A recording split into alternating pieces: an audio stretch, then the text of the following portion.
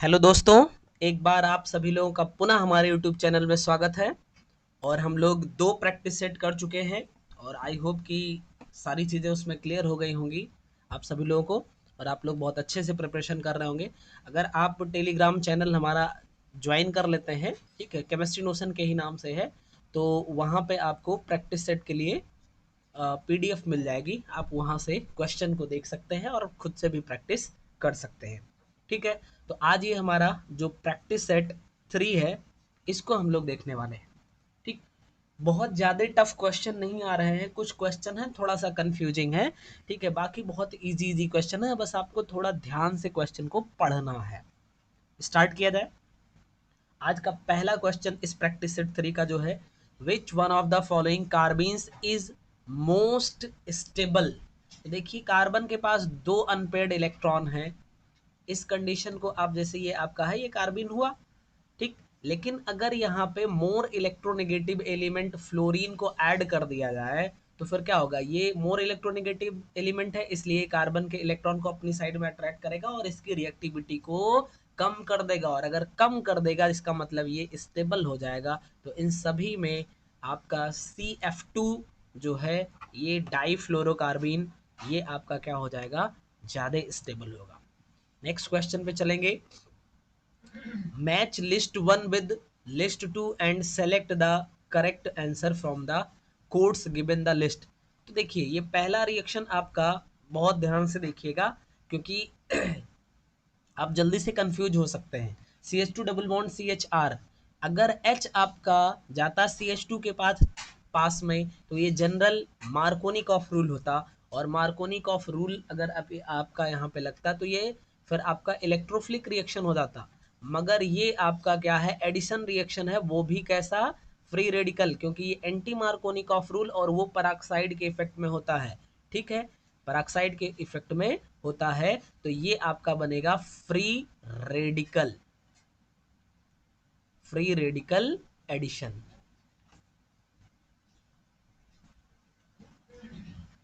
ये आपका free radical addition हो जाएगा। दूसरे पे आएंगे। यहाँ पे देखिए, CH2 CHO, CHO का मतलब हुआ O यहाँ पे डबल बॉन्ड से है, कनेक्टेड है, और H इसके पास में जाएगा, CN इसके पास में जाएगा। ये आपका न्यूक्लियोफिलिक, न्यूक्लियोफिलिक और ऐड हो रहा है, यानी कि ये एडिशन हो जाएगा। ये आपका न्यूक्लियोफिलिक एडिशन हो जाएगा। दूसरे पे चलेंगे। देखिए क्या है, यहाँ पे आप बहुत ध्यान से देखिए, तो Cl2 को हटा के कौन आ जा रहा है, NH2 आ रहा है। ये है क्या, ये Cl माइनस है, ठीक। और ये है आपका NH2 माइनस, NH2 माइनस, यानी कि ये आपका न्यूक्लियोफाइल है और एक न्यूक्लियोफाइल दूसरे न्यूक्लियोफाइल को हटा रहा है, मतलब ये न्यूक्लियोफिलिक सब्स्टिट्यूशन रिएक्शन बन जाएगा। ठीक है, और यहाँ पे देखिए, ये CH3CO आके कनेक्ट हो रहा है, ये आपका फ्रीडल क्राफ्ट एसाइलेशन रिएक्शन है, यानी कि यहाँ से Cl हटेगा, इस कार्बन के ऊपर प्लस चार्ज आएगा, मतलब कि ये आपका इलेक्ट्रोफिलिक सब्स्टिट्यूशन है, इलेक्ट्रोफिलिक सब्स्टिट्यूशन। तो पहला जो रिएक्शन है आपका, वो न्यूक्लियोफिलिक एडिशन, दूसरा nucleophilic substitution, I am sorry, पहला फ्री रेडिकल एडिशन, दूसरा न्यूक्लियोफिलिक एडिशन, और तीसरा न्यूक्लियोफिलिक सब्स्टिट्यूशन, और चौथा आपका इलेक्ट्रोफिलिक सब्स्टिट्यूशन। अब चलिए, पहला वाला है फ्री रेडिकल, यानी कि 5 का क्या, ये 5 वाला जो है ये 1 का बन जाएगा। दूसरा है आपका न्यूक्लियोफिलिक एडिशन, यानी कि ये 4 वाला जो है ये B आपका बन जाएगा, ये A आपका बन जाएगा। ठीक, और फिर इलेक्ट्रोफिलिक एडिशन तो ये कोई था नहीं, इलेक्ट्रोफिलिक सब्स्टिट्यूशन ये D वाला है, और न्यूक्लियोफिलिक सब्स्टिट्यूशन ये C वाला है। यानी एक का, यहाँ पे अगर आप ध्यान से देखिए, तो ABCD अगर देख लिया जाए, तो आप यहाँ पे लिख सकते हैं 5 4 2 1, मतलब कि आपका ऑप्शन ए सही हो जाएगा 5 4 2 1 के अकॉर्डिंग। ठीक है, इसको मैं थोड़ा सा बड़ा कर देता हूं।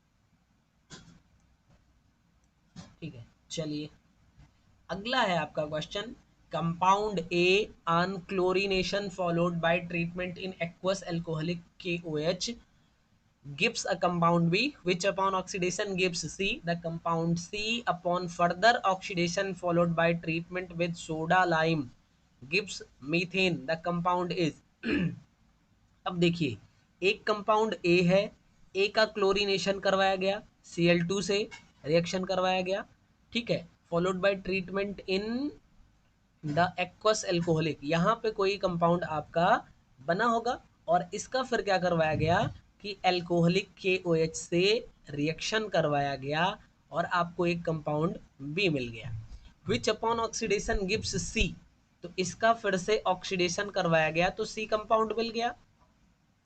और इस सी का जब सोडा लाइम से रिएक्शन करवाया गया, सोडा लाइम का मतलब आप यहाँ पे NaOH एंड CaO करते हो तो फिर आपको मिल गया CH4।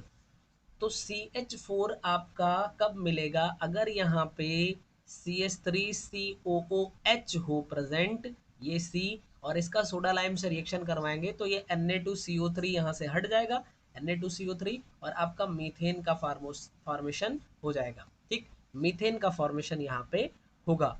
ये इसका मतलब इसमें दो कार्बन है। अगर ये किसका ऑक्सीडेशन करवाया गया होगा कि यहाँ पे बी बने, और किसी का ऑक्सीडेशन करवा के KOH करवाया गया होगा, इसका मतलब अगर यहाँ पे एथेन कर दिया जाए यानी कि C2H6 और इसका क्लोरीनेशन करवाएंगे तो आपका, अगर हम इसको थोड़ा सा ओपन करके लिखें, CH3CH2Cl बन जाएगा। और अगर आप इसका एल्कोहलिक KOH से रिएक्शन करवाते हैं तो आपका CH3CH2OH बन जाएगा यानी कि एथिल एल्कोहल, और इसके ऑक्सीडेशन से आपको मिल जाएगा CH3COOH, और इसका जब सोडा लाइम से रिएक्शन करवाएंगे तो आपको मिल जाएगा क्या, मीथेन मिल जाएगी। ठीक, इसका मतलब कि ए कंपाउंड जो है आपका वो एथेन है, मतलब कि ए ऑप्शन आपका सही हो जाएगा। नेक्स्ट क्वेश्चन पे चलेंगे, the pH of a 0.2 m aqueous NH4 solution will be, तो यहाँ पे आपके पास क्या है, NH4OH का सॉल्यूशन है, सॉरी NH4Cl है, NH4Cl, इसको हम अगर स्प्लिट करें तो ये NH4 plus and plus Cl minus में स्प्लिट हो जाएगा। ये आपका वीक बेस देगा, H2O के साथ में मिलेगा तो NH4OH देगा। मान लीजिए NH4 plus and OH minus मिल के क्या बनाएंगे, आपके NH4OH का फॉर्मेशन करेंगे, ठीक है ना। ठीक, यानी कि हम अगर ऐसे लिखें तो ये स्प्लिट होके इसमें भी कन्वर्ट हो सकता है। तो आपका यहाँ से अगर आप Ka निकालोगे तो KW/K भी लिख सकते हो। KW आपका 10⁻⁻14 के हो जाएगा, और KB आपका कितना गिवन है यहाँ पे, 10⁻⁻5 गिवन है। इसका मतलब Ka इज इक्वल टू 10⁻⁻9 का बन जाएगा। ठीक, Ka जो है वो आपका 10⁻⁻9 बनेगा। अब अगर आप Ka लिखना चाहें किसके लिए, H, जब आप NH4Cl को H2O में डिजोल्व करेंगे तो आप लिख सकते हैं यहाँ पे H2O, सॉरी H3O प्लस होना चाहिए और ये OH देगा, यानी कि OH माइनस, नहीं सॉरी NH3 प्लस था, NH4 प्लस था ना, ये NH3 बनेगा। मैं फिर से लिख देता हूँ, H3O प्लस एंड NH3 बन जाएगा ये आपका। ठीक, ये NH4 प्लस ने दिया है, ये अपना एक प्लस देगा, H2O इसको गेन कर लेगा और ये कन्वर्ट हो जाएगा इसमें। ये है आपका 10⁻⁻9 और ये आपका बन जाएगा x इंटू एक्स, और अपॉन ये 0.1 कंसेंट्रेशन गिवन है, ये आपका हो जाएगा एक्स स्क्वायर, ये 10⁻⁻1 है, इधर जाएगा तो 10⁻⁻10 बन जाएगा। इसका मतलब ये x इज इक्वल टू 10⁻⁻5 बनेगा, और इसका लॉग निकालोगे तो जो pH आएगा वो 5 के बन जाएगा। ठीक है, अभी इसको हम हटा देते हैं, एक सेकेंड रुकिएगा।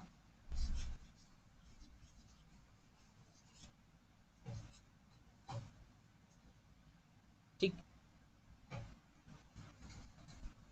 चलिए क्वेश्चन नंबर 45 देखेंगे, conjugate acid of water is. तो वाटर का कंजुगेट एसिड क्या होगा? जैसे मान लीजिए कि H2O है और इसको हम HCl से रिएक्शन करवाएं, ठीक, तो क्या करेगा, ये H प्लस डोनेट करेगा, स्ट्रॉन्ग एसिड है, ये कन्वर्ट हो जाएगा H3O प्लस में एंड प्लस Cl माइनस में। तो इसने H प्लस दे दिया, इसका मतलब ये एसिड हुआ, H2O ने गेन कर लिया, ये बेस हुआ, लेकिन ये किस में कन्वर्ट हो जाएगा, H3O प्लस में, ये इसका कॉन्जुगेट एसिड हो जाएगा और HCl का कॉन्जुगेट बेस Cl माइनस बन जाएगा, मतलब आपका बी ऑप्शन सही होगा। नेक्स्ट क्वेश्चन पे चलेंगे, an aqueous solution of FeCl3 will be. तो FeCl3 का अगर आप एक्वस सॉल्यूशन यानी H2O में इसको डिसॉल्व करो तो ये कन्वर्ट हो जाएगा FeOH whole thrice and plus HCl। Reaction को मैं यहाँ बैलेंस नहीं कर रहा हूँ, बस खाली देखिए, ये आपका है वीक बेस और HCl है स्ट्रॉन्ग एसिड, इसका मतलब कि जो सॉल्यूशन हो जाएगा वो स्ट्रॉन्ग एसिड के अकॉर्डिंग एसिडिक हो जाएगा।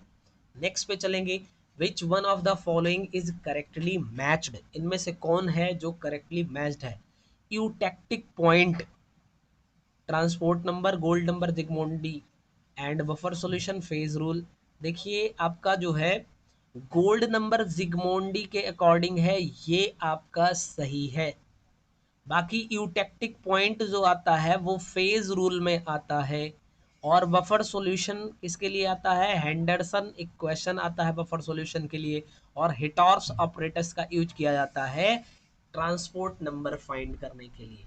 इसका मतलब और सारे ऑप्शन यहाँ पे गलत गिवन है, मैंने आपको सही बता दिया, यूटेक्टिक पॉइंट के सामने फेज रूल होना चाहिए, गोल्ड नंबर का जिगमोंडी सही है, बफर सॉल्यूशन के लिए आपका हेंडरसन इक्वेशन होना चाहिए, और हिटॉर्फ ऑपरेटर्स के लिए ट्रांसपोर्ट नंबर होना चाहिए। तो इसका मतलब सारे यहाँ पे गलत दिए थे, केवल गोल्ड नंबर जिगमोंडी ये मैच था, इसका मतलब बी ऑप्शन आपका सही होगा। PE and PH, PE and PH जो डायग्राम होता है ये पावर बैक्स डायग्राम होता है, ठीक, ये पावर बॉक्स डायग्राम को पीई पीएच डायग्राम के नाम से भी जाना जाता है। चलेंगे नेक्स्ट क्वेश्चन पे देखेंगे, क्वेश्चन नंबर 49 देखिएगा, the number of milligrams of KOH required to neutralise the acid resulting from the complete hydrolysis of 1 gram of oil और फैट इज नोन एज। तो किसी फैट या फिर ऑयल के 1 ग्राम को कंप्लीटली न्यूट्रलाइज करने के लिए जितने मिलीग्राम KOH का रिक्वायर्ड होता है, that is called saponification value of acid. इसका मतलब आपका बी ऑप्शन जो है वो सही होगा। थोड़ा सा इसको लार्ज कर देते हैं हम लोग, ठीक। तो नेक्स्ट क्वेश्चन पे आएंगे, विच one of the following will undergo only E one reaction with KOH। तो आप समझिए KOH से इवन रिएक्शन की बात कर रहा है, तो जैसे आपने देखा SN1 एंड SN2 रिएक्शन, वैसे ही आपका E1 एंड E2 रिएक्शन होगा। जो फर्स्ट डिग्री होता है वो SN2 रिएक्शन जल्दी से बहुत फास्ट देता है, सेम वे में फर्स्ट डिग्री जो होगा वो आपका, चूंकि यहाँ पे हैलाइड की बात हो रही है, एल्किल हैलाइड है सब, तो first degree alkyl halide SN2 reaction देता था, तो इसका मतलब ये E2 रिएक्शन देगा। और जो SN1 रिएक्शन है ये बहुत इजीली थर्ड डिग्री देता था, तो आपका E1 रिएक्शन भी थर्ड डिग्री ही देगा, यानी कि यहाँ पे दोनों चीजें ये सिमिलर में चलती हैं, तो इतना कोई परेशान होने वाली बात नहीं है। तो अब देखा जाए यहाँ पे कौन सा बनेगा, CH3 CH2 CH2 CH2Br, ये तो आपका फर्स्ट डिग्री बन जाएगा, ठीक। E1 रिएक्शन की बात हो रही थी यहाँ पे, और ये भी आपका, ये सब फर्स्ट डिग्री टाइप के ही बन रहे हैं यहाँ पे, ये सब फर्स्ट डिग्री बन रहे हैं, ये खाली सेकंड डिग्री बन रहा है और सब फर्स्ट डिग्री ही बन रहे हैं भाई, ठीक। इसका मतलब आप यहाँ पे ये सेकंड डिग्री का बन रहा है, तो आप ये यहाँ पे चूज कर सकते हैं ऑप्शन डी, ठीक। नेक्स्ट क्वेश्चन पे चलेंगे, consider the reaction R3C single bond CH2 single bond X, ठीक है, एक्वस KOH से रिएक्शन करवाया और यहाँ पे X को हटा दिया, ये कौन सा रिएक्शन है? तो ज़रा ध्यान से देखिए, ये इसका मतलब यहाँ पे 3R लगा हुआ है, ये गलत थोड़ा सा लिख गया है, और फिर है यहाँ पे CH2 एंड X, ठीक, और इसका KOH से रिएक्शन करवाया गया है। तो अगर देखिए ध्यान से, तो ये फर्स्ट डिग्री बन रहा है, और फर्स्ट डिग्री जो है KOH के साथ में SN2 रिएक्शन आपका देगा, ठीक, SN2 रिएक्शन देगा। भाई बात समझिए, इस क्वेश्चन में वापस से आते हैं, इसमें SN2 नहीं, ये E1 यानी एलिमिनेशन रिएक्शन की बात किया है, तो यहाँ पे संभवतः डी नहीं होना चाहिए।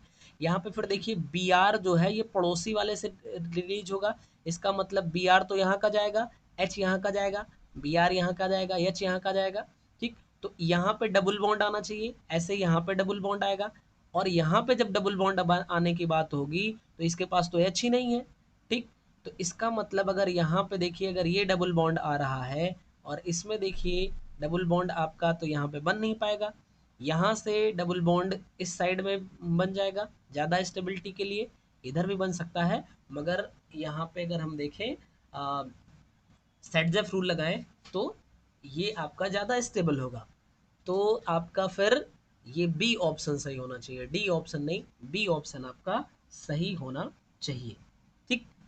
नेक्स्ट क्वेश्चन पे चलेंगे। N alkene on ozonolysis yields two molecules of propane diol. Propane diol का मतलब कि डाइअल लिखा है, सॉरी डाइअल, इसका मतलब CH2 CHO एंड CHO, यही तो आपका बनेगा, 3 कार्बन है तो प्रोपेन हो जाएगा सब सिंगल बॉन्ड से, और 2 CHO मॉलिक्यूल यहाँ पे है ग्रुप, इसलिए डाइअल हो गया। इसका मतलब आप समझिए, ये अगर एक एल्कीन का सिस्टम है,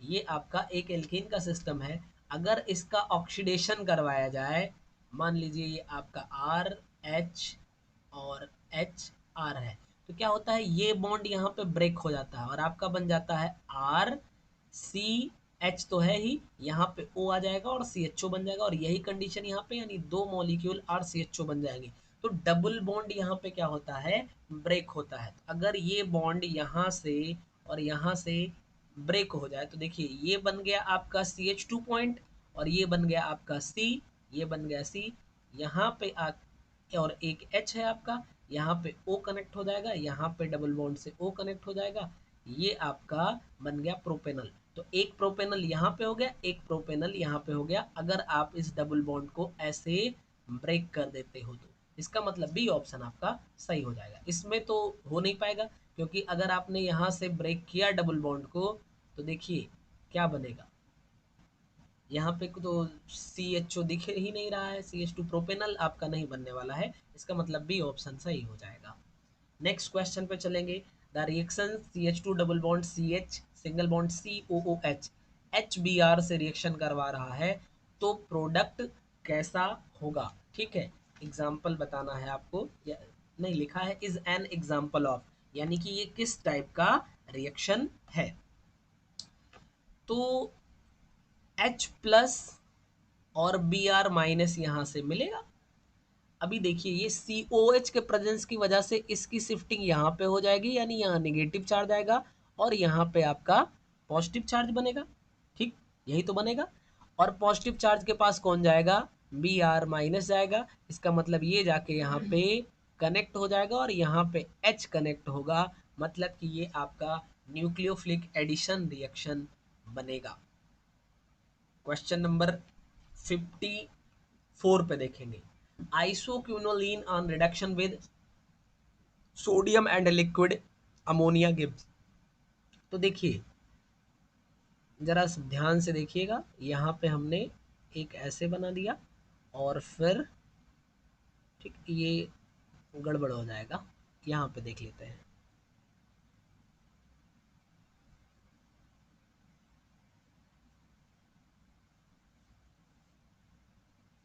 जब आप यहाँ पे एन लगाते हो, यहाँ पे, तो ये आपका क्यूनोलिन होता है, ठीक, लेकिन यहाँ पे डबल बॉन्ड होगा, लेकिन अगर आप क्या करिए, सॉरी यहाँ पे यार एक तो ये बहुत मोटा सेलेक्ट हो गया है, एक सेकंड रुकिएगा। हाँ तो हम लोग देखते हैं कि आइसोक्यूनोलिन का जब रिडक्शन करेंगे तो हाँ देखिए यहाँ पे ये आपकी एक बेंजीन रिंग हो गई,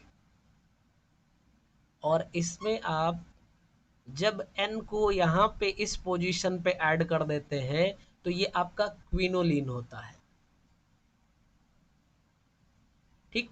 लेकिन अगर आप n की पोजीशन यहाँ से थोड़ा सा और मूव करवा दीजिए एक पोजीशन, यानी n यहाँ पे ऐड करिए, तो फिर क्या मिलेगा, इसको बोलते हैं आइसोक्विनोलिन, आइसोक्विनोलिन बोलेंगे। अगर आइसोक्विनोलिन का रिडक्शन देखिए दो तरीके के क्वेश्चन हो सकते हैं आपके, कंफ्यूज मत होइएगा। अगर आप सोडियम एंड लिक्विड NH3 के प्रेजेंस में करवाएंगे तो आपका प्रोडक्ट बनेगा 1,2-डाई हाइड्रोआइसोक्विनोलिन। लेकिन अगर SN एंड HCl के साथ में आपने रिडक्शन करवाया तो आपका प्रोडक्ट हो जाएगा 1,2,3,4 टेट्राहाइड्रोआइसोक्विनोलिन। तो ये आपको यहाँ पे रिएजेंट को याद रखना है, ठीक। लिक्विड अमोनिया और सोडियम से रिडक्शन करवाने पे हमारा जो प्रोडक्ट होगा वो 1,2-डाई हाइड्रोक्सी आइसोक्यूनोलिन हो जाएगा, फर्स्ट एंड सेकंड पोजीशन पे कनेक्ट हो जाएगा। और अदरवाइज ये आपका फर्स्ट सेकंड थर्ड फोर्थ चार पोजीशन पे मिलेगा, ठीक। आगे चलेंगे, नेक्स्ट क्वेश्चन देखेंगे। नेक्स्ट क्वेश्चन इधर है आपका,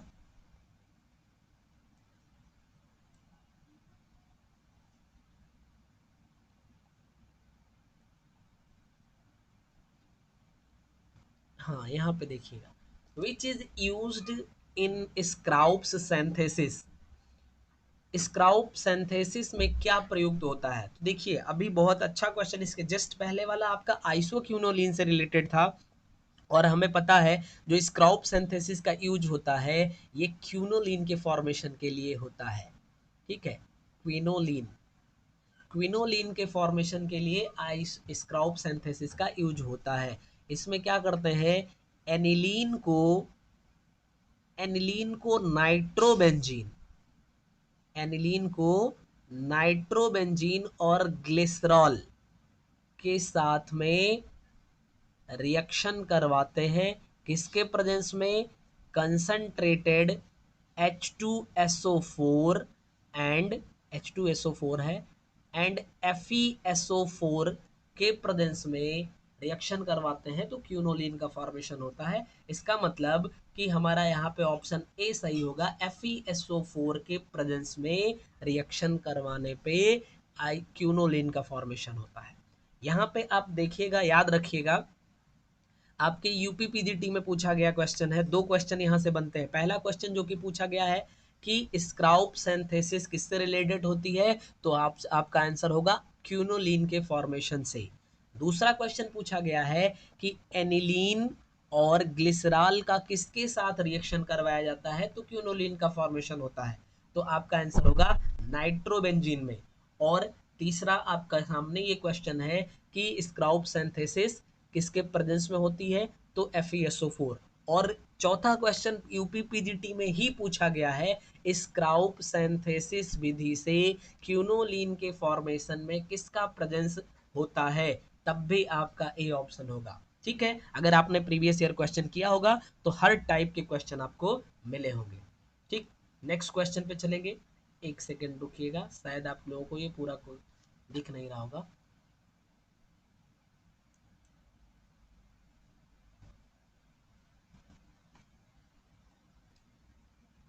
हाँ, an organic compound is oxidized by HiO4 to give only RCHO plus HCOH. Its likely structure is, देखिए जब आपने ग्लूकोज को HiO4 से रिएक्शन करवाया था तो वो किस में कन्वर्ट हुआ था, RCHO एंड COH में। तो अब ग्लूकोज लाइक स्ट्रक्चर आप पहचानिए यहाँ पे कौन सा है। पहला ऑप्शन तो दिख नहीं रहा है, उसमें कई ढेर सारे CH मतलब OH होते हैं और एक टर्मिनल पे CH2OH प्रेजेंट होता है, जो कि CH2OH यहाँ भी प्रेजेंट है, लेकिन वहाँ पे फिर ये CO ग्रुप ग्लूकोज में नहीं होता है। इसका मतलब आपका बी ऑप्शन सही हो जाएगा। नेक्स्ट क्वेश्चन पे चलेंगे। Fehling solution is reduced by, Fehling solution को अपचयित कौन करता है? तो यहाँ पे देखिए एल्डिहाइडिक ग्रुप होना चाहिए फेनिल सॉल्यूशन को अपचयित करने के लिए। यहाँ पे ऐसा कुछ दिख नहीं रहा है। आपका जो सोडियम फॉर्मेट होगा वो फेलिंग सॉल्यूशन को रिड्यूस करता है। नेक्स्ट क्वेश्चन पे चलेंगे। विच of the following substance does not gives hello form reaction? तो आपको हैलो फॉर्म के लिए देखिए, जो आइडो फॉर्म आपने पढ़ा है यहाँ पे जनरल वे में हैलो फॉर्म बोल दिया, क्योंकि आइडो फॉर्म क्लोरोफॉर्म टेस्ट दोनों हो सकता है। तो आपके पास CH3 एंड COOH, तो एक तो CHO हो गया यहाँ पे आपका, और यहाँ पे अल्फा हाइड्रोजन प्रेजेंट है, ये आपका हेलो फॉर्म रिएक्शन देगा। दूसरा ये C वाला है CH3CH2OH, इसका मतलब यहाँ पे ये भी आपका आइडोफॉर्म टेस्ट देगा। और अगर आप क्लोरोफॉर्म का क्लोरीनेशन करवाते हैं तो ये क्लोरीटोन देता है, इसका नाम है क्लोरीटोन, क्लोरीटोन। और क्लोरीटोन का आइडोफॉर्म से रिएक्शन करवाने पे ये CHCl3 यानी क्लोरोफॉर्म का फॉर्मेशन करता है, यानी ये भी आपका क्लोरोफॉर्म यानी हेलोफॉर्म टेस्ट देगा। तो आपके चारों ऑप्शन में सॉरी तीनों ऑप्शन सही होंगे, मतलब डी आपका करेक्ट आंसर होगा। ब्रोमीन जल ऑक्सीकृत कर देता है, ब्रोमीन वाटर ऑक्सीडाइजेज। तो हमें पता है जो ब्रोमीन वाटर होता है ये आपका ग्लूकोज को ग्लूकोज को ग्लूटैरिक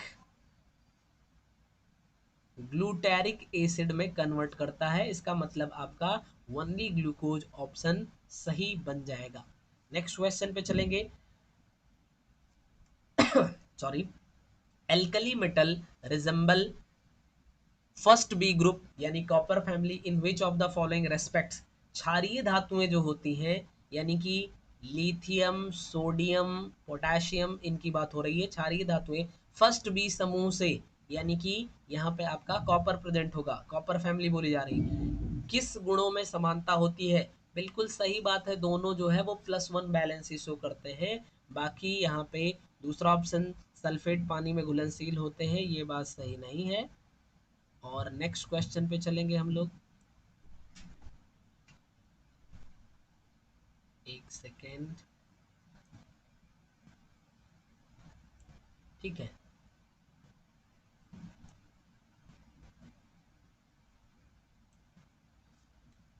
ये सी ऑप्शन भी नहीं सही है आपका, ऑक्साइड्स तीव्र क्षार होते हैं और ऑक्साइड्स आर स्ट्रॉन्ग एसिड, ये भी नहीं सही है, तो वो आपका सही ऑप्शन हुआ।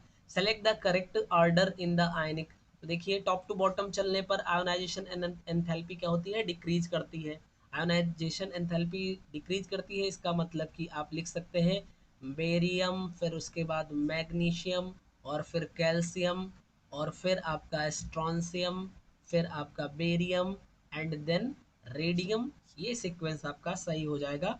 तो Be और Mg तो दिया नहीं है, कैल्शियम से ये देखिए स्टार्ट हो रहा है, इसका मतलब ये आपका बी ऑप्शन सही हो जाएगा। हाँ, अगर इस पे बात करेंगे तो देखिए जब हम इधर चलते हैं यानी कि लिथियम से लेके यानी लेफ्ट टू राइट, तो क्या होता है? आयोनाइजेशन एंथैल्पी इंक्रीज करती है, मगर थोड़े से एक्सेप्शन के साथ। तो लिथियम से ज़्यादा होगी बेरिलियम की, और फिर होगी किसकी? बोरान की, फिर होगी कार्बन की, फिर नाइट्रोजन की, फिर ऑक्सीजन की। यहाँ पे एक्सेप्शन एक्सेप्शन मैंने बोल दिया गलती से। यहाँ पे अक्सर पूछा जाता है एन और ओ में फर्स्ट आयोनाइजेशन पोटेंशियल, तो आपका नाइट्रोजन का फर्स्ट आईपी ज़्यादा होगा और ऑक्सीजन से। अगर सेकंड की बात करें तो फिर ऑक्सीजन का सेकंड आईपी ज़्यादा होता है। बोरान और बेरिलियम में पूछता है तो बोरान का फर्स्ट आईपी ज़्यादा होता है, इस बात को आप याद रखिएगा। विच सेट सोज इनर्ट पेयर इफेक्ट? तो इनर्ट पेयर इफेक्ट जो होगा वो आपके पी ब्लॉक के एलिमेंट्स शो करते हैं, वो भी first and second P block में जो फर्स्ट पीरियड है और सेकंड पीरियड है उसको छोड़ के। इसका मतलब ये तो आपका गया, ये आपका इनर्ट गैसेज जो है वो उनकी बात ही नहीं होती है। ये आपके डी ब्लॉक के हो गए, आपका सी ऑप्शन क्या होगा? सही बन जाएगा। नेक्स्ट पे चलेंगे। Which one of the following is pseudo halogen.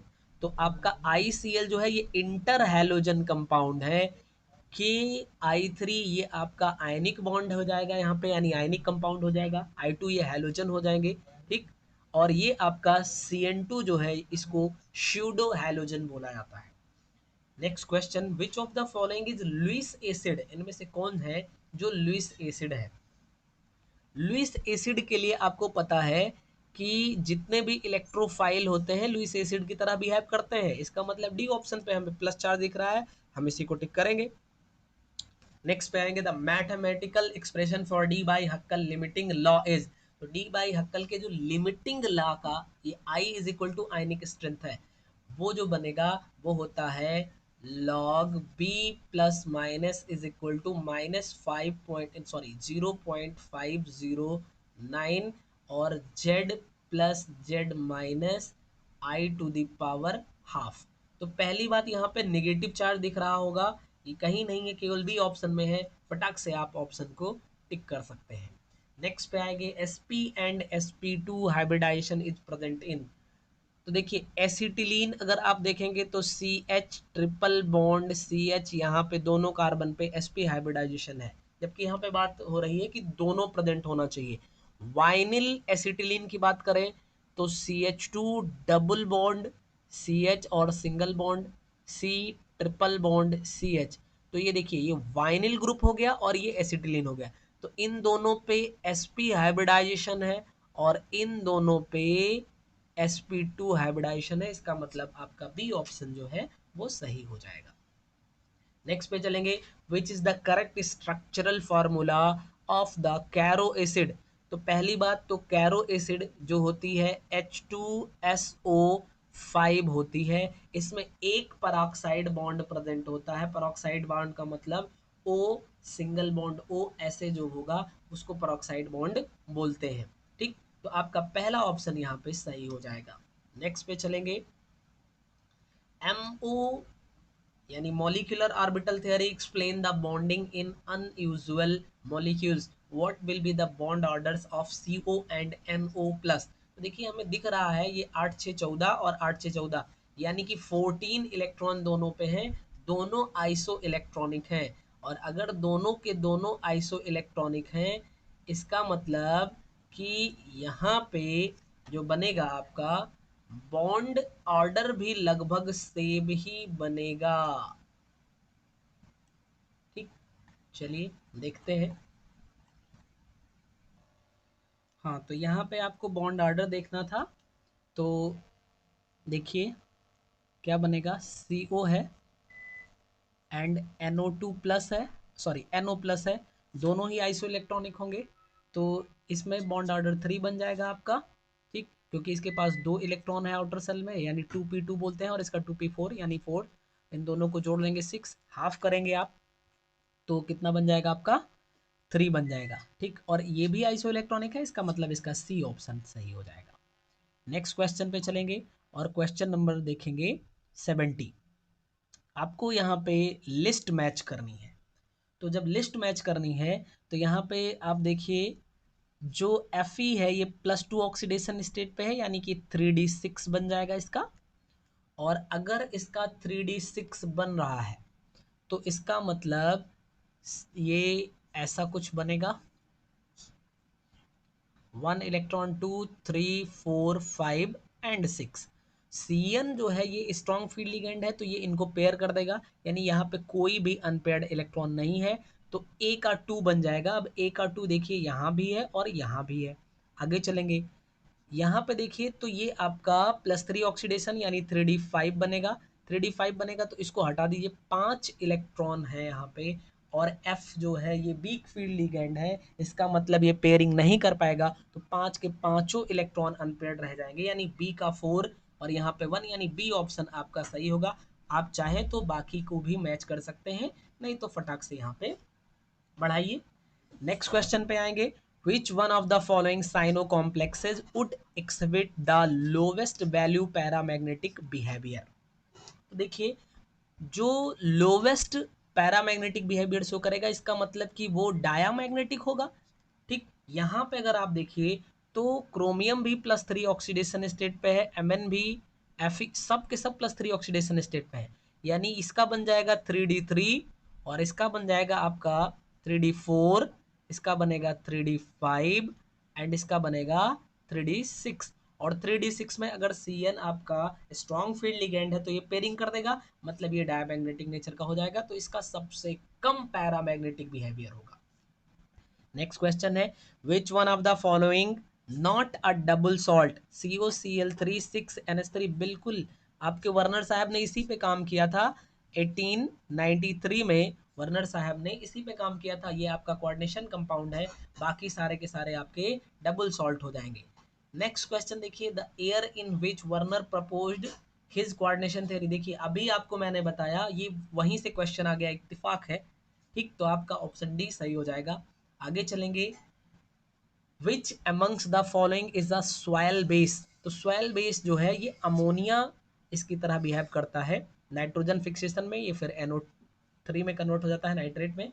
Haemoglobin एक ग्लैबुलर प्रोटीन होता है, ये विटामिन नहीं है, किड़वन नहीं, किड़वक नहीं है, बिल्कुल ये आपका एक ग्लैबुलर प्रोटीन है।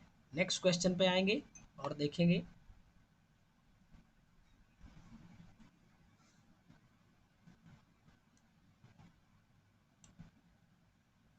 which of the following elements does not form oxy acids, तो ऑक्सी एसिड्स में जो ऑक्सीजन होता है इसकी ऑक्सीडेशन स्टेट -2 की होती है, लेकिन अगर ऑक्सीजन फ्लोरीन के साथ में जाएगा तो इसकी ऑक्सीडेशन स्टेट +2 की हो जाती है, जो कि ऑक्सी एसिड का नेचर नहीं है, इसका मतलब फ्लोरीन ऑक्सी एसिड नहीं फॉर्म करेगा।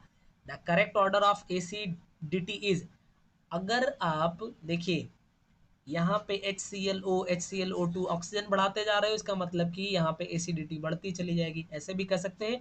नहीं तो अगर एक ही एलिमेंट की ऑक्सीडेशन स्टेट बढ़ती जाएगी तो इसका मतलब उसका एसिडिक करेक्टर भी बढ़ेगा। नेक्स्ट क्वेश्चन है, how many moles of Fe2 plus are oxidised by 1 mole of MnO4 minus in acidic, acidic medium में MnO4 माइनस जो है ये Mn+2 में कन्वर्ट हो जाता है, इसका मतलब देखिए 4 दूना 8 -1, यानी कि ये +7 ऑक्सीडेशन स्टेट से +2 में गया, मतलब 5 का यहाँ पे डिक्रीजमेंट हुआ, और जो ऑक्सीडेशन में इसका 5 का चेंज है, यानी कि 5 मोल ऑक्सीकरण करेगा ये। In an electrical cell, the half cell reaction with their respective oxidation potentials are, ठीक है, गिवन है। Which one of the following reaction will be spontaneous, तो स्पॉन्टेनियस होने के लिए डेल जी जो है ये आपका निगेटिव होना चाहिए, और डेल जी अगर सेल के लिए फाइंड करें तो -NF, 2 इलेक्ट्रोड है तो E1 एंड -NF E2 बन जाएगा आपका।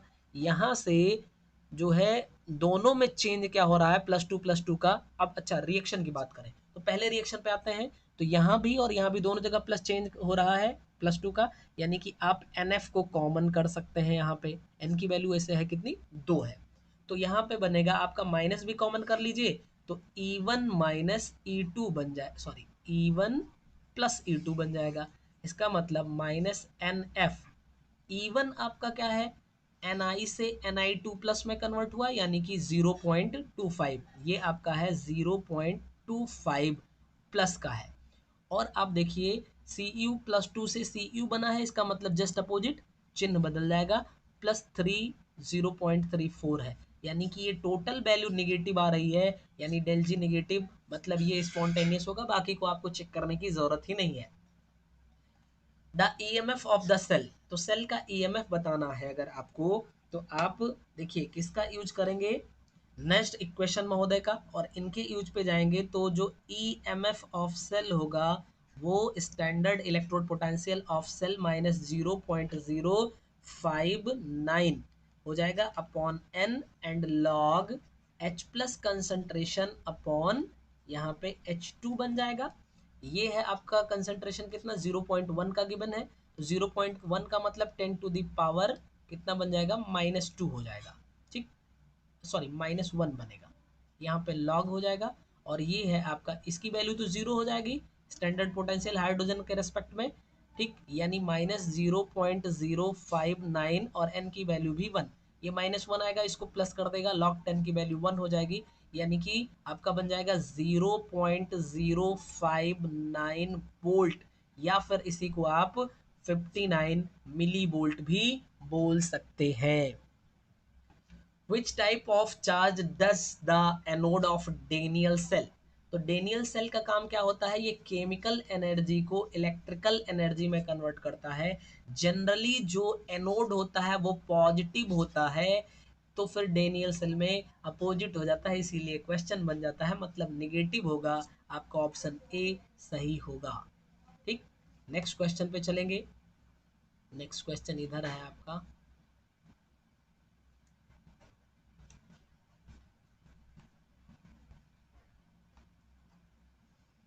Portland cement is manufactured by the following. Portland cement में लाइमस्टोन, क्ले और जिप्सम, इन तीनों का यूज होता है। पहला ऑप्शन आपका सही है, आगे बढ़ जाइए। ठीक, नेक्स्ट है the decay of ozone layer in the upper atmosphere is due to excessive use of any one of the following. तो आप कहते हो CFC जो है वो ओजोन लेयर को बहुत इफेक्ट करती है, इसका नाम है क्लोरोफ्लोरोकार्बन, और इसमें जो क्लोरीन होती है यानी Cl2, ये सबसे ज़्यादा इफेक्ट करती है, इसका मतलब आपका बी ऑप्शन सही होगा। नेक्स्ट है 92 uranium 238 losses 1 alpha particle and 2 beta particle. तो अगर 1 अल्फा और 2 बीटा पार्टिकल का एमिशन हो रहा है, इसका मतलब इसके एटॉमिक नंबर में कोई फर्क नहीं पड़ेगा, मगर मास नंबर में अल्फा के रिलीज होने से 4 की कमी यानी 234 बनना चाहिए, तो आपका बी ऑप्शन बिल्कुल सही बनेगा। The reaction involve in hydrogen bomb can be expressed as. तो सबसे पहले 1H2 एंड 1H3, यानी कि आपका हाइड्रोजन के दोनों समस्थानिक का यूज करके क्या किया गया था, हाइड्रोजन बम को बनाया गया था, यानी कि deuterium and tritium. Next option पे चलेंगे, a pressure cooker reduce cooking time due to. क्योंकि देखिए प्रेशर कुकर में खाना पकाने का टाइम घट जाता है, क्योंकि क्वथनांक की वैल्यू बढ़ जाती है, यानी क्वथनांक में उन्नयन हो जाता है। बी ऑप्शन आपका सही होगा। 87 number, which of the following element sorry statement about liquids is incorrect. यानी लिक्विड से संबंधित कौन सा ऑप्शन इनकरेक्ट है। तो चलिए देखिए, drops of liquids are spherical, सही बात है।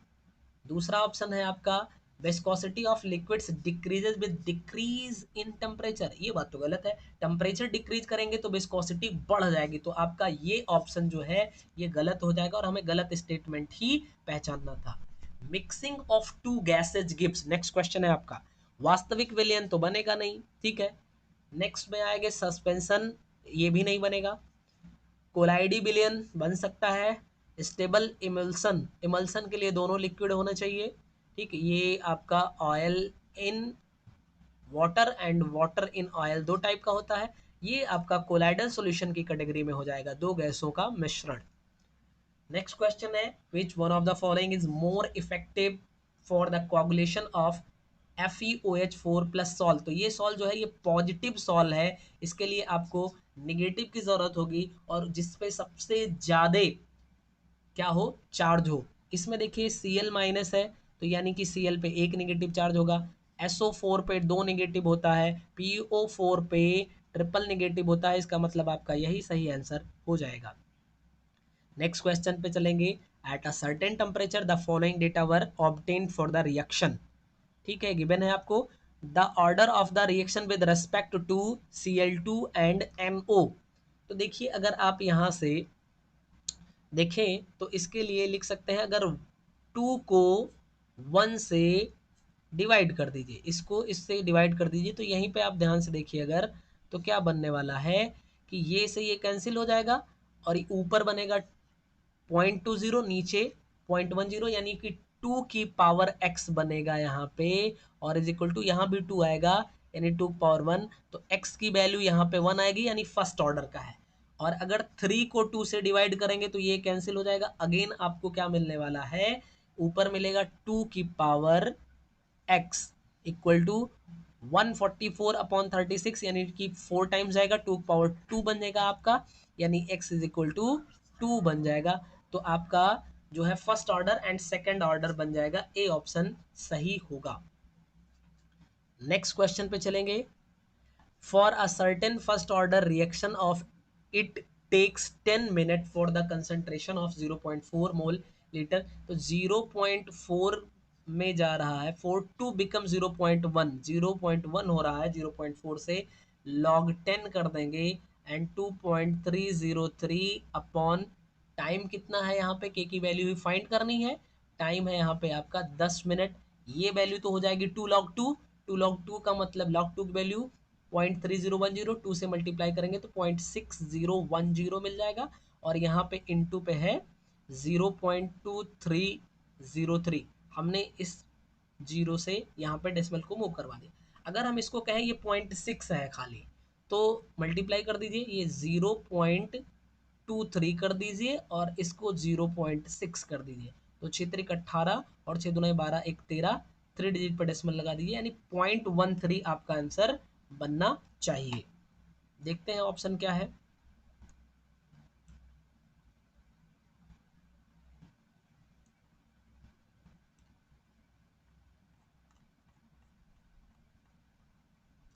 0.13 बिल्कुल आपका ये सी ऑप्शन सही हो जाएगा. नेक्स्ट क्वेश्चन पे चलेंगे. Hydrolysis of starch involves the use of the enzyme. तो स्टार्च के एंजाइम में डायस्टेज का यूज होता है. माल्टेज, जाइमेज, इन्वर्टेज, बिल्कुल डायस्टेज जो है ये आपका सही ऑप्शन होगा. Galactose is converted into glucose. तो ग्लैक्टोज का ग्लूकोज में कन्वर्जन जो होता है मुंह में नहीं होता है, पेट में नहीं होता, हाँ लीवर में होता है. ठीक, लीवर में होता है. Human body is an example of. Human body किसका एग्जाम्पल है? Open system. ओपन सिस्टम क्या होता है? जिसमें एनर्जी एंड मैटर दोनों का एक्सचेंज हो सके उसको ओपन सिस्टम बोलते हैं. बंद निकाय में क्या होता है? केवल एनर्जी का एक्सचेंज होता है, मैटर का नहीं होता है. ठीक. और आइसोलेटेड में ना तो एनर्जी का होता है ना ही मैटर का होता है. ह्यूमन बॉडी क्या है? ये एनर्जी तो इम्पार्ट कर सकती है अपने सराउंडिंग के साथ में, मगर क्या हमारे शरीर का ब्लड या फिर बोन्स ये सब तो नहीं होती. इसका मतलब कि ह्यूमन बॉडी क्लोज सिस्टम का एक पार्ट हो जाएगा. The correct condition for the feasibility of a thermodynamic process. Thermodynamic process की फेसिबिलिटी या स्पॉन्टेनिटी के लिए रिस्पॉन्सिबल कौन होता है? डेल जी. डेल जी होना चाहिए निगेटिव, और हमें पता है del G is equal to होता है del H minus T del S. अगर जी को नेगेटिव रखना है इसका मतलब डेल एच को हम लोग क्या कर दें, इसको जीरो से छोटा कर दें, और डेल एस को क्या कर दें, जीरो से बड़ा कर दें. मतलब डेल एच को हम नेगेटिव कर दें और डेल एस को हम पॉजिटिव कर दें. अगर ऐसा करेंगे तो ये टोटल वैल्यू निगेटिव हो जाएगी, मतलब कि ये आपका डेल जी निगेटिव होगा, स्पॉन्टेनिटी बढ़ जाएगी. तो del H negative del S positive, आपका ऑप्शन ए सही हो जाएगा. Joule Thomson coefficient for ideal gases. Ideal gas के लिए जूल थॉमसन कोफिशिएंट जो होता है ये जीरो होता है. नेक्स्ट पे चलेंगे. Helium atom is two heavier than a hydrogen molecule at 298 kelvin. The average kinetic energy of helium is. देखिए जो काइनेटिक एनर्जी होती है ये टेम्परेचर के प्रोपोर्शनल होती है, और इसने एक टेम्परेचर कह दिया 298. इसका मतलब हीलियम और हाइड्रोजन दोनों की यहाँ पे एनर्जी क्या होगी, सेम हो जाएगी. इसका मतलब कि आपका बी ऑप्शन सही होगा. नेक्स्ट क्वेश्चन पे चलेंगे, देखा जाए क्या है. Joule Thomson coefficient for hydrogen gas at room temperature. तो हाइड्रोजन गैस के लिए जूल थॉमसन कोफिशिएंट जो होता है वो जीरो से लेस होता है. इसका मतलब कि ये निगेटिव बन जाएगा, मतलब कि आपका ऑप्शन डी सही होगा. एक सेकेंड रुकिएगा.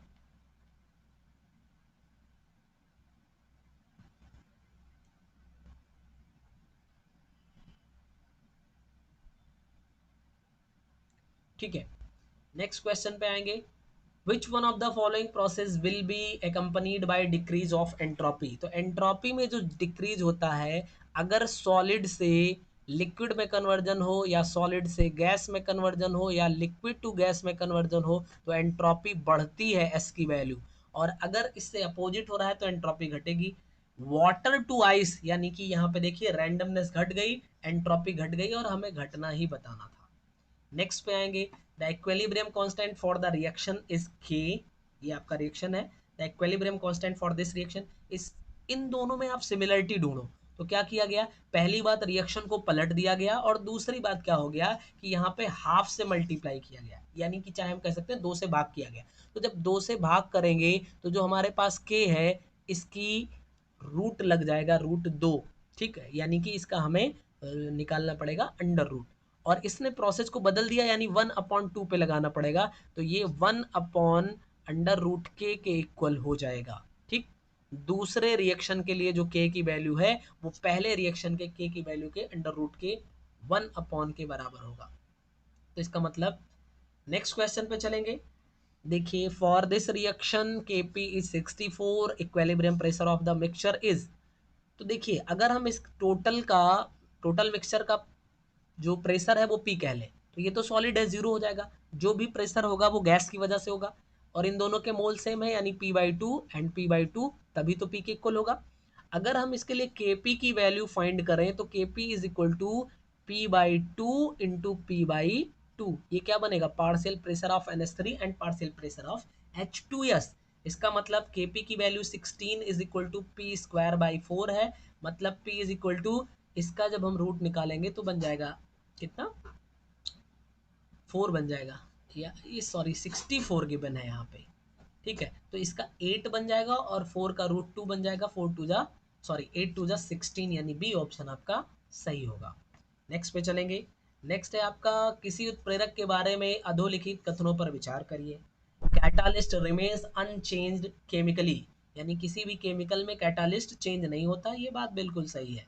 कैटालिस्ट कैन इनिशिएट या रिएक्शन, एक रिएक्शन को कैटालिस्ट इनिशिएट कर सकता है, ये बात सही नहीं है। नेक्स्ट पे चलेंगे। Catalyst has maximum efficiency at its optimum temperature, एक निश्चित जो ऑप्टिमम टेम्परेचर होना चाहिए उस पर कैटालिस्ट की एफिशिएंसी ज़्यादा होती है, ये बात भी सही है, यानी first and third is correct, 2 is incorrect. चलिए देखें, इसका मतलब आपका सी ऑप्शन बिल्कुल सही हो रहा है। नेक्स्ट क्वेश्चन पे चलेंगे। नेक्स्ट क्वेश्चन है आपका, विच one of the following has the highest triple bond character. Triple bond character और डबल बॉन्ड करेक्टर को जो अल्फा हाइड्रोजन यानी आपका हाइपर कंजुगेशन होता है वो डिक्रीज करता है, जिसके पास जब नंबर ऑफ अल्फा हाइड्रोजन ज़्यादा होंगे वहाँ पे डबल बॉन्ड या ट्रिपल बॉन्ड करेक्टर घट जाता है। यहाँ पे देखिए, इससे इस सिस्टम से अटैच 3CH है, यानी कि 3 अल्फा हाइड्रोजन है यहाँ पे। इसमें अगर आप बात करेंगे तो 2 अल्फा हाइड्रोजन है, इसमें अगर आप बात करेंगे तो 0 अल्फा हाइड्रोजन है, और इसमें अगर आप बात करेंगे तो 1 अल्फा हाइड्रोजन। तो जहाँ पे एक भी अल्फा हाइड्रोजन नहीं है वहाँ पर ट्रिपल बॉन्ड करेक्टर सबसे ज़्यादा होगा, और जहाँ पे सबसे ज़्यादा अल्फा हाइड्रोजन है वहाँ पे ट्रिपल बॉन्ड करेक्टर सबसे कम हो जाएगा। मतलब आपको बताना था सबसे ज़्यादा, तो ऑप्शन सी सही होगा। नेक्स्ट पे चलेंगे। Which one is the strongest base among the following. Aniline में नाइट्रो लगा दिया, तो एनिलीन में अगर आप नाइट्रो लगा दोगे तो जानते हैं क्या होगा, नाइट्रो एक इलेक्ट्रॉन विथड्रॉइंग ग्रुप है, ये बेसिक कैरेक्टर को डिक्रीज कर देता है। यहाँ भी नाइट्रो लगा दिया तो ये दोनों तो नहीं होंगे। अब आती है बात NN डाइमेथिल एनिलीन, यानी कि एक एनिलीन आप बनाइए और यहाँ पे N से एक CH3 और इधर N से एक CH3, तो NN डाइमेथिल एनिलीन और एक केवल एनिलीन। तो जो CH3 होता है आपका, ये इलेक्ट्रॉन रिलीजिंग ग्रुप है और ये बेसिक करेक्टर को इनहेंस कर देता है, तो C सबसे ज़्यादा बेसिक हो जाएगा। अगर हम इनको ऑर्डर में सजाना चाहें तो C सबसे ज़्यादा होगा, फिर उसके बाद D वाला होगा, फिर इन दोनों में आएंगे तो B, एंड सबसे लास्ट में A होगा। ये इनका बेसिक करेक्टर का डिक्रीजिंग ऑर्डर हो जाएगा। नेक्स्ट क्वेश्चन देखेंगे। In a chemical species the electrons density is affected by, किसी केमिकल स्पेसीज में इलेक्ट्रॉन की डेंसिटी किससे अफेक्ट होती है, जूल थॉमसन इफेक्ट से होती नहीं, density of chemical species. Obliquity, बिल्कुल इंडक्टिव इफेक्ट से हो जाएगी, ठीक है, इंडक्टिव इफेक्ट से किसी भी केमिकल स्पेसीज की इलेक्ट्रॉन डेंसिटी डिक्रीज करती है। रिजोनेंस अराइजेस ड्यू टू, बहुत आसान क्वेश्चन है, by the delocalisation of pi electron. Pure aniline, तो जो प्योर एनिलीन होता है ये कलरलेस लिक्विड होता है, लेकिन अगर इसका ऑक्सीडेशन करा दिया जाए तो ये ब्राउन कलर का हो जाता है। लेकिन ध्यान से दीजिए, देखिए प्योर एनिलीन पूछा है तो कलरलेस लिक्विड आपका सही होगा। नेक्स्ट क्वेश्चन पे चलेंगे। The Hinsberg reagent used for distinction between primary secondary and tertiary amines are. First degree, second degree और थर्ड डिग्री अमीन के डिस्टिंक्शन के लिए हिंसबर्ग रिएजेंट का यूज किया जाता है। क्या होता है? तो benzene sulphonyl chloride in aqueous KOH is called Hinsberg reagent. Next question पे आएंगे।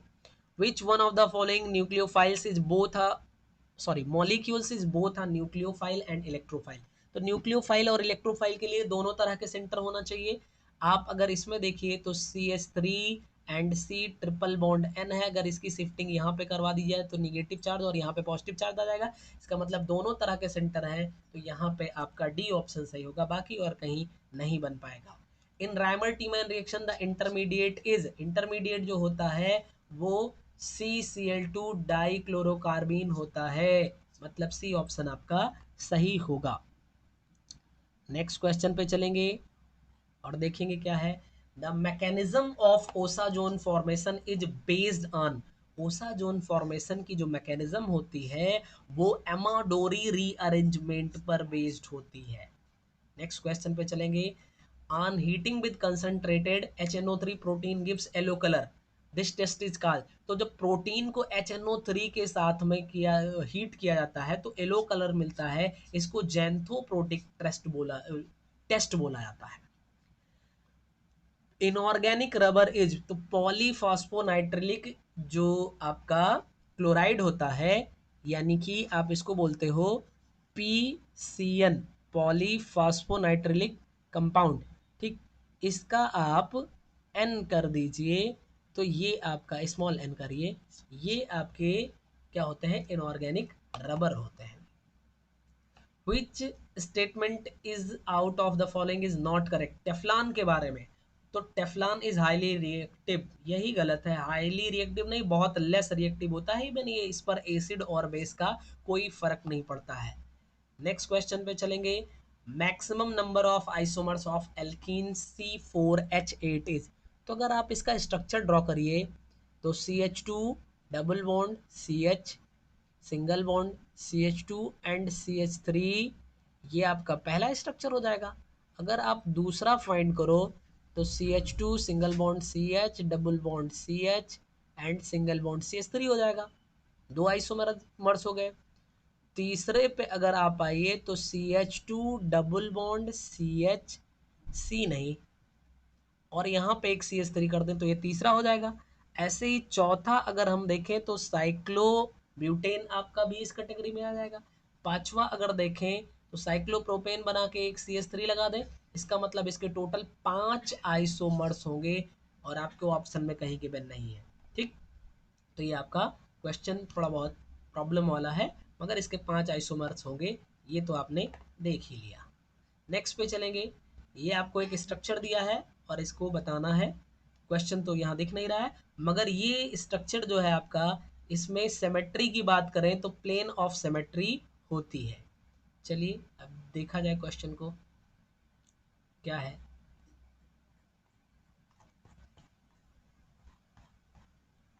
द अबव कॉन्फ़िगरेशन हैज, उपयुक्त विन्यास में क्या है? Plane of symmetry. देखिए सिमेट्री से ही रिलेटेड क्वेश्चन है और आप पहले ऑप्शन पे लगाइए और फटाक से मूव कर जाइए। Tetramethyl silane is used for, यानी कि CH3 होल 4 एंड SI, इसको बोलते हैं टेट्रामेथिल सिलेन। इसका NMR, ठीक, इसका NMR न्यूक्लियर मैग्नेटिक रेजोनेंस में इसका यूज किया जाता है। ठीक, तो इसका मतलब आपका ऑप्शन डी सही हो जाएगा।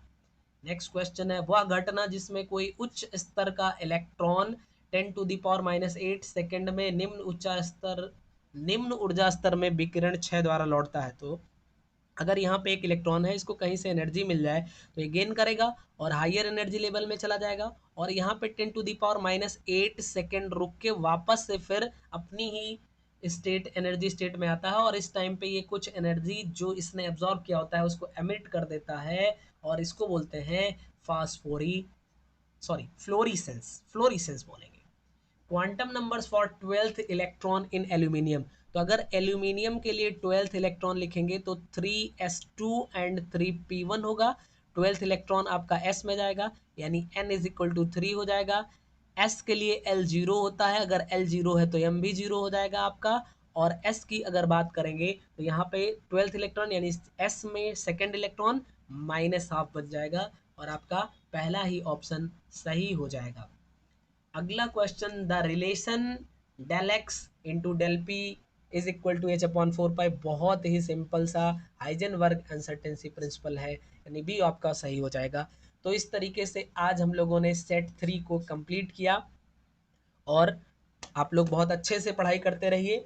और यहाँ पे अगर आप टेलीग्राम चैनल पर जुड़े हैं तो वहाँ से आप क्वेश्चन पेपर डाउनलोड करके देख सकते हैं। ठीक है, मिलते हैं नए सेट के साथ नए वीडियो में, तब तक आप सभी लोग अच्छे से पढ़ाई करते रहिए। Thank you.